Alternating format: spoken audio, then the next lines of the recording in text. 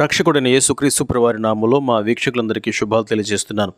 ప్రభు చిత్తమైతే ఈ వీడియోలో ఆది కాండము నుండి ద్వితీయోపదేశ కాండం వరకు యేసుక్రీస్తు ప్రభువారిని గురించిన ఛాయను మనం సవివరంగా చూస్తాం.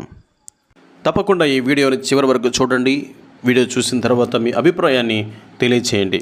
ఆది కాండము మొదటిది, యేసుక్రీస్తు ప్రభువారు స్త్రీ సంతానముగా పుట్టి శిలువపై మరణించడం ద్వారా అపవాది అనగా సర్పము తలను చితకదొరికెను. దాని సాదృశ్య భాగం ఇందు మనం చూడగలం. రెండవది, ఆదాము హవ్వలు పాపం చేసినప్పుడు వారు దిగంబరులను గ్రహించిరి. జంతు చర్మం ద్వారా వారి దిగంబరత్వాన్ని దేవుడు కప్పాను. ఆ బలి పశువు యేసుక్రీస్తు ప్రభువారికి సాదృశ్యంగా ఉంది. మూడవది, పాపము చేయని హేబెలు కయీను చేతిలో చంపబడినట్లు ఏ పాపమెరుగని నిర్దోషిని యేసుక్రీస్తు మానవాళి పాప నివారణ కొరకై యూదులచే చంపబడిన. నాలుగవది, నోవహు జలప్రళయంలో ఓడ ద్వారా కాపాడబడినట్లు యేసుక్రీస్తునందు విశ్వాసించిన వారు దేవుని ఉగ్రత నుండి రక్షించబడతారు. ఐదవది, అబ్రహాము మోరియా పర్వతంపై పొట్టేలను బలిచ్చిన సందర్భం తండ్రిని దేవుడు తన కుమారుని గొలగొతా కొండపై మన పాప విమోచన కొరకు అర్పించెను. చివరిదిగా, యేసేపు జీవితంలో యేసుక్రీస్తు ప్రభువారు మనం చూడగలం. యేసు ప్రభువారు కూడా తన స్వకీల ద్వారా ద్వేషించబడి అమ్మబడి మరణించి తిరిగి లేచి పరలోకమందును భూమి మీదను సర్వాధికారం పొందెను. నిర్గమకాండంలో మోషే యేసుక్రీస్తు ప్రభువారికి ముంగుర్తిగా సూచనగా ఉన్నాడు.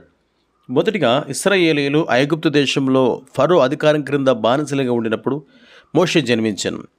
అదేవిధంగా యూదా దేశమును రోమనులు అనగా హేరోదు పాలిస్తున్నప్పుడు యూదా బెత్లెహేములో యేసుక్రీస్తు ప్రభువారు జన్మించాను. మోషే పుట్టినప్పుడు మగ పిల్లలందరినీ చంపవలనని ఫరో చేత ఆజ్ఞ జారీ చేయబడను. అదేవిధంగా యేసుక్రీస్తు ప్రభువారు జన్మించినప్పుడు కూడా 2 సంవత్సరాలు మొదలుకొని అందుకంటే తక్కువ వయసు గల మగ పిల్లలందరినీ చంపమని హేరోదు ఆజ్ఞాపించాడు. ఫరో అధికారం నుండి ఇశ్రాయేలు ప్రజలను విడిపించుటకు దేవుని ద్వారా మోషే పంపబడినాడు.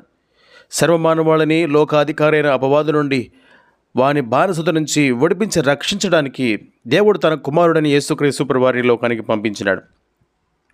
ఇశ్రాయేలు ప్రజలను మరణము నుండి రక్షించడానికి అనగా ఐగుప్తు దేశంలో ఐగుప్తీయులకు సంభవించినటువంటి మరణం నుంచి ఇశ్రాయేలును కాపాడడానికి మోషే పస్కా బలిని ఆచరించాడు.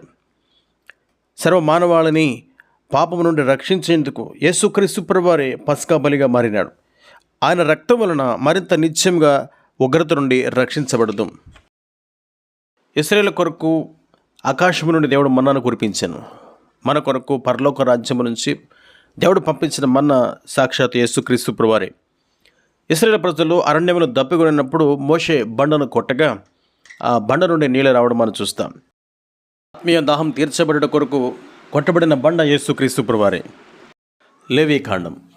లేవీకాండంలో 1 నుండి 5 అధ్యాయాలలో ఉన్న బలులలో యేసుక్రీస్తు ప్రభువారి యొక్క పరిపూర్ణ బలిగా మనం చూడగలం. మొదటిది సర్వాంగ దహన బలి. ఇది ఒక వ్యక్తి నిమిత్తము ఒక వ్యక్తి యొక్క పాపమునకు ప్రాయశ్చిత్త బలిగా అర్పించబడే బలి. యేసుక్రీస్తు ప్రభువారి మరణం ప్రతి వ్యక్తి నిమిత్తము పరిపూర్ణ స్థితి పొందిన బలిగా మనం చూడగలం. రెండవది భోజన బలి లేక నైవేద్యం. దేవుణ్ణి ఆరాధించటంలో ఒక వ్యక్తి దేవుడికి ఇచ్చే ఘనతను బయలుపరిచేదిగా ఉంది. యేసుక్రీస్తు ప్రభువారు సంపూర్ణ పురుషుడిగా మన నిమిత్తం దేవునికి అర్పించబడిన సంపూర్ణ బలిగా మనం చూడగలం. సమాధాన బలి. దేవునికి దీనిని కృతజ్ఞతార్పణ బలి అని చెప్తారు.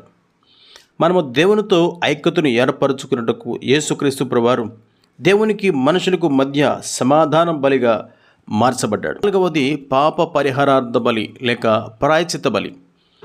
అనుదిన జీవితంలో అజాగ్రత్త, అశ్రద్ధ మొదలగు వాటి ద్వారా సంభవించినటువంటి అపవిత్రత నిమిత్తము అర్పించబడే బలి. యేసుక్రీస్తు ప్రభువారితో ఉండేటువంటి సహవాసం నిలిచిపోకుండా ఆయన మరణం ద్వారానే ప్రభుతో మన సహవాసం నూతనపరచబట్టను సూచించే బలి. 5వది అపరాధ పరిహారార్థ బలి.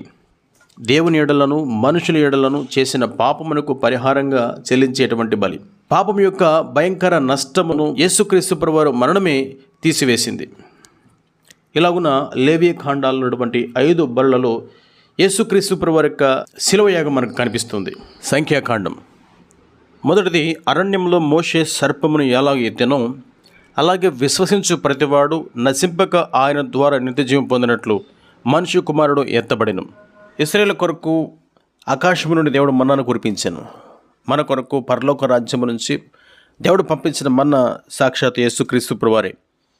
ఇశ్రాయేలు ప్రజలు అరణ్యములో దప్పికొనినప్పుడు మోషే బండను కొట్టగా ఆ బండ నుండి నీళ్ళు రావడం మనం చూస్తాం. ఆత్మీయ దాహం తీర్చబడట కొరకు కొట్టబడిన బండ యేసుక్రీస్తు ప్రభువారే.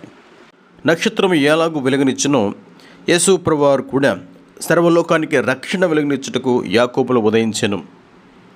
5వది, కళంకము లేని మత్స్యలేని ఎర్రని పెయ్యను ఇశ్రాయేలీలు పాప పరిహారార్థ బలి నిమిత్తం ప్రధాన యాజకునికి ఇయ్యగా పాళము వెలుపట పెయ్యను వధించి ఆ రక్తంలో కొంచెం వ్రేలుతో ప్రత్యక్షం గుడారం ఎదుట ప్రోక్షించును. యేసుక్రీస్తు ప్రభువారు కూడా మన పాప పరిహారార్థమైన బలిగా తన స్వరక్తము చేత ప్రజలను పరిశుద్ధపరచుటకై గవుని వెలుపట శ్రమ పొందెను. ద్వితీయోపదేశ కాండం. ఈ గ్రంథమందు కూడా మోషేలో యేసుక్రీస్తు ప్రభువారిని, మోషే నందు యేసుక్రీస్తు ప్రభువారి పోలికలను మనం చూడగలం. మొదటిది, మోషే ఇశ్రాయేలు ప్రజలను ఐగుప్తు నుండి కనానుకు నడిపించటంలో నాయకత్వం వహించాడు. యేసుక్రీస్తు ప్రభువారు కూడా దేవుని ప్రజలను పరలోక రాజ్యాన్ని చేర్చే నాయకుడిగా ఉన్నాడు. రెండవది, మోషే ప్రవక్తగా ఉన్నాడు. మీ మధ్యను నా వంటి ప్రవక్తను నీ సహోదరులలో మీ కొరకు పుట్టింతును అని యేసుక్రీస్తు ప్రభువారు గురించి మోషే ప్రవచించాడు. యేసు ప్రభువారు కూడా తన జీవితంలో జరిగే విషయాలను గురించి, ఆయన పునరుద్ధానం అయిన తర్వాత సంభవించే సంగతులను గురించి కూడా యేసు ప్రభువారు ప్రవచించారు. మూడవది, దేవునికిని ప్రజలకు మధ్య మోషే మధ్యవర్తిత్వం వహించి భారం భరించాడు. యేసుక్రీస్తు ప్రభువారు కూడా దేవునికి ప్రజలకును మధ్యవర్తిగా ఉండి సమాధానం కలుగజేసి ప్రజల కొరకు దేవునికి విజ్ఞాపన చేసినవాడు. 4వది, ఇశ్రాయేలు ప్రజలను విడిపించుటకు విమోచకుడిగా ఉన్నాడు. యేసు ప్రభువారు కూడా సర్వ మానవాళిని పాపము నుంచి విడిపించుటకు దేవునిచే అభిషేకించబడిన విమోచకుడు.